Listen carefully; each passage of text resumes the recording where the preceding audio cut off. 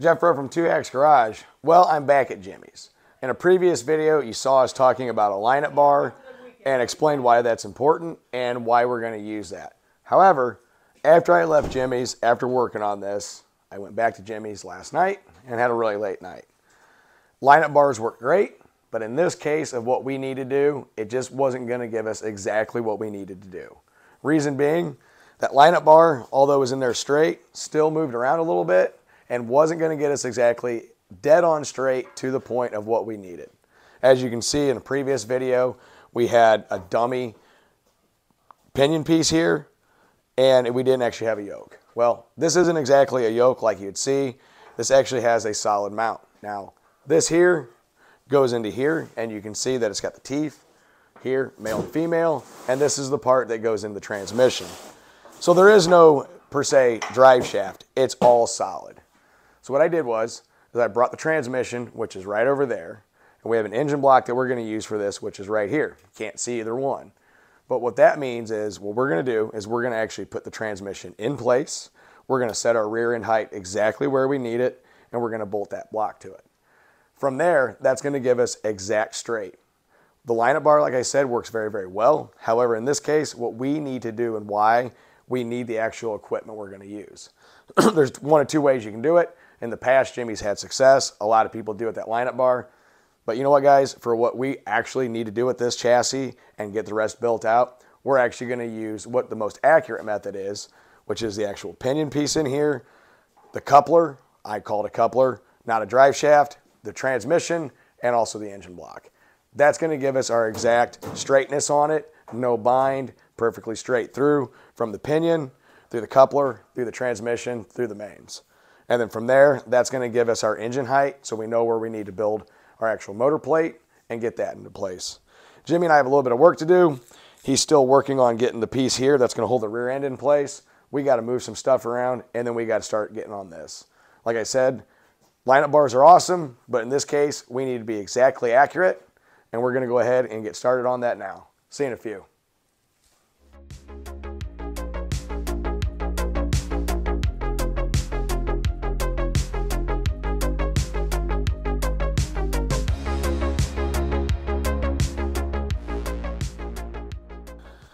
All right, real quick, guys. Part of the whole lineup bar thing is what I'm talking about is you see this piece here. See it's got the teeth. The coupler, this piece goes in the tail shaft of the transmission. This thing slides out. It's all one piece. There is no give with it like an actual drive shaft. However, what was going on with our lineup bar, it was moving too much. And while that's bad, is if it gets moved and when we're trying to get stuff adjusted, it's going to throw everything else off. So the other part is with a lineup bar, it's not exactly going to tell us where everything lines up from the piece back here with our coupler, because if you notice this is longer than the actual lineup bar. You need to know this piece, need to know these lengths, transmission lengths, how far it goes in, and so on. So that wasn't going to be as accurate as we needed it. So what we did was, one, you put this in here like this. You set your depth on this. You have to have at least a minimum of an inch in there. Then you know where your transmission sits along with your engine forward. This is going to be the most accurate piece. So what Jimmy and I did was we put it in here. Can't really tell, but we made marks to show how far this is going to be in here. So we know where our transmission is going to sit here and build forward. While that's important, if you need to do anything, you can literally slide with the transmission engine in place, slide that out, pull everything up. By loosening this ring. By loosening that collar, and yes. And then you can take the steering box out because it'll be on a removable mount. Then you can take the transmission out of the car. If you smoke the transmission and you're lucky enough to have a spare one at the track, then you can keep on going. So this is the most accurate way, is setting where you need this in the back, and that's going to tell you where your transmission is going to go and obviously your engine. What else this is going to do is going to tell you exactly the angle and everything you need to do for your engine height. This is as straight as possible. Like I said, it's going through the pinion, through the coupler, through the transmission, through the mains. The other part about that wasn't as accurate, the bar we were using with the block we're going, we couldn't get the diameter right on the mains to actually make it straight. So there was going to be a little bit of wiggle room in there, which if there's a little bit of wiggle room with the block, which you can't see, it's just sitting here in front of me, that could throw everything else too. This here, coming from back here, all the way through your transmission, your coupler through your transmission, through your mains, has to be perfectly straight. Unfortunately, our lineup bar wasn't going to be able to do that. It's kind of a quick explanation of what's going on. Hope you guys can understand it, but this is actually pretty slick. So we can literally, if something happens, slide that out, lift everything up. If this was just solid in there and we didn't use a lineup bar and didn't have it straight, it's going to create an issue. This is the most accurate way, using what we're going to be actually using in the car, and we can go from there. Jimmy right now, he's working on making the slide mounts for the rear end housing, so we're going to go ahead and work on that to get it all straightened up on the jig so we can get everything else in place. See you in a few.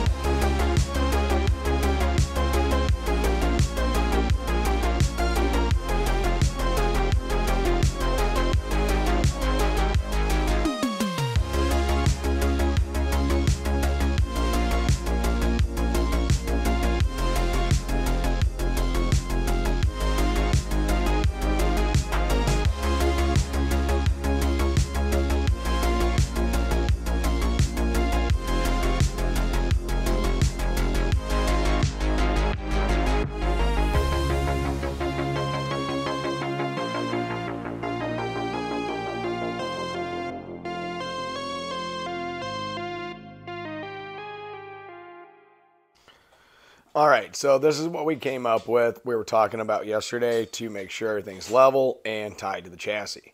So if you see here, Jimmy did end up cutting those off from there. They were welded and made it able to slide. These two bolts adjust this way, and these pieces here actually bolt to the axle housing flange. That's level, that's parallel.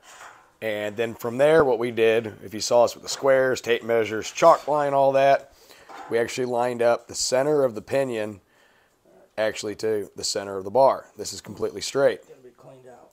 Then what we did was we made sure our measurements between the bars, actually if I can get a better view of this, made sure our measurements between the bars here, chassis, and direct center on there was correct.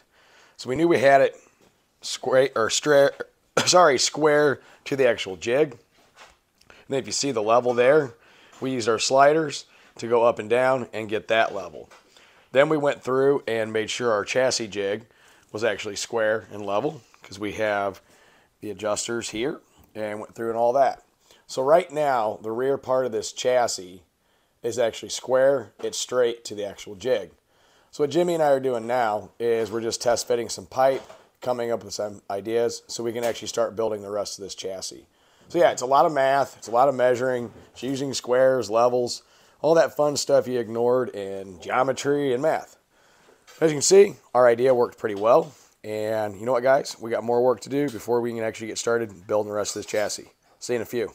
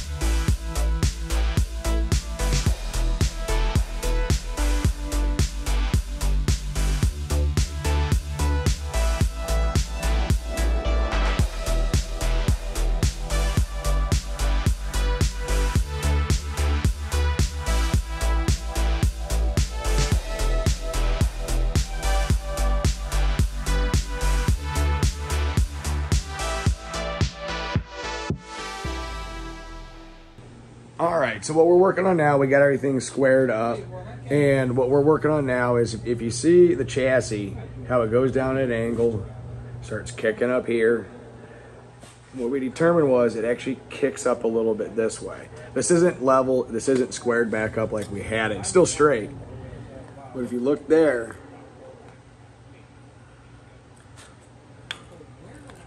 you look there, you look there, it's all different angles. That one's obvious to that one, okay? But it's not exactly obvious to this one. So what we have to do is, what we're gonna do, is we're gonna take this back, we're gonna readjust this up in the back. So what that's gonna end up doing is, it's gonna bring it off this rear chassis tube, but that's fine, because it's gonna put it straight and level on this chassis tube right here. So when it's going, this bar is going that way, it'll fit flat with that one, straight, straight, straight, completely level. Because that's where we have to build our bars off, our chassis bars off of. They have to go off of this one. So in order to do that, what we got to do is adjust this more. There's a lot to this before you even get into doing any cutting or welding. So yeah, we got to adjust that up. And to make it easier, I know this is kind of janky, but to go with our fine adjustments, Jimmy modified an old jack, and we'll be able to just turn that and fine tune that up to get that right there exactly level with this. So we'll end up using two levels. We'll have one on there and we'll have one on there on each side. And we'll end up leveling this out, and we got a cheater bar to see if it's going. So that's our next step. Like I said, there's a lot to this before you even start welding, you even start cutting. The jig is to ensure everything is straight. And as you can see, we're getting much closer, but there's a lot of fine tuning on this. I've been here today for about 5 hours, and we determined we probably got another couple hours of fine tuning it. With that, guys, we'll see you soon. Jimmy and I need to get to work.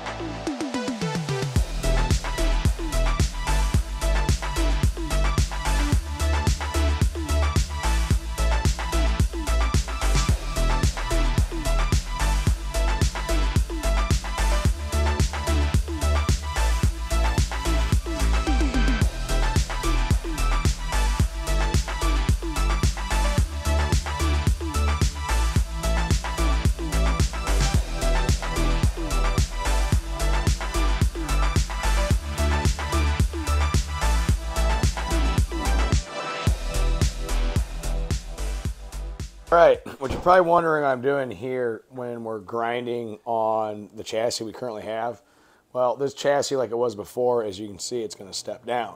However, we want to make sure that when we put in our chassis tubing, that it's not loose, that it actually goes in and goes back to a point where it's structurally sound. So we got this bar here, replicates what we're going to be using. We got marks on there. Well, the inch mark's gone, but it's 1, 1.5, 2, 2.5, and 3. So all we're doing is we're taking a little bit of metal out at a time, and we're sliding this in there so it's still snug, doesn't want to waller around and be sloppy. So we know it's going to be structurally good. So we know that how much tube we're getting back in here to make it nice and strong, and also be able to weld all the way around this and make it much stronger. If you see here, this is angle cut. The reason that's being is when you angle it, cut it, you have more surface area to weld to, which obviously makes it stronger. And if you look here, it's angle cut this way, not the other way. This way here, the way we're doing it, top and bottom. So when this thing goes to flex, our actual bend is going to go with the actual steel to its strongest points. So yeah, that's what we got going on.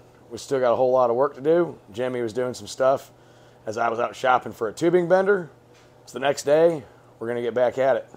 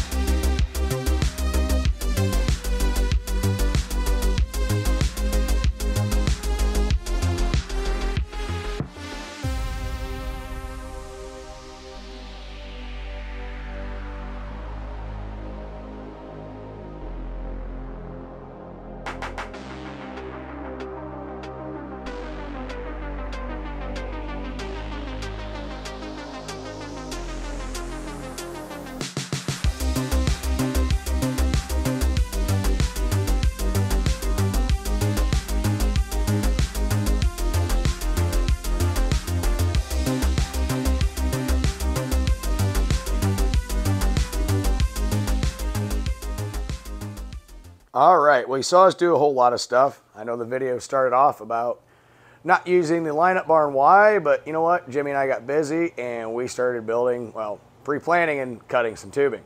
But what we did is, you know, we built the rear brace system for the rear end, and that allowed everything to be fully adjustable. And what we ended up doing was we leveled it off these bars that will go all the way down that way. And once we did that, while I was out, Jimmy did a little bit more fabricating on that and getting it all straightened out. So he went ahead and got the main part of the chassis, everything straight, level, parallel to the jig, so we know that's good. From there, when I got here, we did a whole bunch of brainstorming. And what we ended up doing was, like I said, we started working on the tubes, the main part of the chassis, making sure those were clean in there. And then we took some measurements on our bars based upon our wheelbase. Yes, we cut them long because we're going to have to do some, you know, fine-tuned cuts on it to where we need it. And we cut some stuff to length. And then from there, what we did is cut stuff kind of where it needed to be. So if you look here, it's kind of the gist of how this chassis is going to go. We still have a whole lot of figuring out to do. Everything's been centered. Yeah, it's pretty neat. Not too shabby. We did get those, the existing chassis where we're stepping it down, we got all that cleaned up so the bars go in exactly where we need it. I was using a tool to kind of find out, which is laying right there, just to get a visualization of a kind of angle we might need to bend. However, we got really, really lucky. Because here in the front, we needed to be 10-inch from the center, from there to there is 10 inches, based upon the axle we're getting. But if you look, we didn't have to bend it. We got really lucky. So the tubing bender I got, it's going back. That money can go back in this dragster, maybe, not sure yet. I might keep it. Yeah, look at that. That's kind of the gist of how it's going to look. We're still figuring out how we're going to combine these two so the tubing for the front axle will work. Obviously a lot of uprights, they're going to need to go in there. Still have to put all the cross pieces in, all that fun jazz. But you know, for a visualization, you can kind of see what we're working with here. Yeah, I'm kind of digging it. Really digging it. See you in a few minutes. All right, well, I'm going to call that a wrap. This video took a few days to actually film. Jimmy and I have spent afternoons, days. He's been working while I'm not here at night. We've really been burning the candle at both ends of the stick to get this going. This chassis jig was a must-have. Took us a little while to build it, but we're back in the groove of actually getting this thing built. Like I said, this video started off of why we're not going to use a lineup bar and why we're going to end up using the transmission, the engine block, and all that, and the coupler to get everything perfectly straight. Once we determined that, we went ahead and got the actual chassis, everything straight, parallel, even with the jig, because we know that's straight, parallel, even, all that fun geometry stuff. From there, we got everything locked down. Jimmy finished up making all this adjustable. Pretty cool. Absolutely dig it. Made sure that our bars were nice and straight going this way. So when we decided to measure, which is kind of bonus material if you want to think about it, we started making our main bars cut. Now, mind you, this is 120 chromoly, 1.5 inches. And what I have down here is 1.25 inches, and it's 0.63. However, the inside of the existing tubing needed to be cleaned up a little bit. So we can get those bars in there so it's a nice, secure fit, and we can weld it. I explained why they're angle cut, so we have more surface area to weld. I'm really tired. I've been losing my voice. The weather's been going crazy. But yeah, this is where we're at. We got a real good visualization of what this is going to look like. It's going to be 180 inches. We calculated 178, but we're just going to go a little bit further on that just because of the piping we have and how our jig is made. We can get an extra 2 inches. I know that really doesn't matter much, but you know what? It's going to be 180, not 178.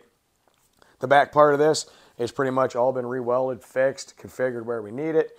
Yeah, there's some stuff that we do need to add and kind of fix and go from there. We know our rear end height, it's set in place. It ain't done, but for building the rest of the chassis, it is where it needs to be. So what's the next steps? Well, Jimmy and I got a whole lot more math to do, a whole lot more cutting to do, and a whole lot more welding to do. But first off, we're going to have to do a whole lot of brainstorming. So just like the other day, before we get working on more of this, we got to put our heads together, come up with a game plan, agree with what we're going to do, and start working. With that, guys, I'm tired. I'm going to go home, get cleaned up, get something to eat. See you in the next one. Later.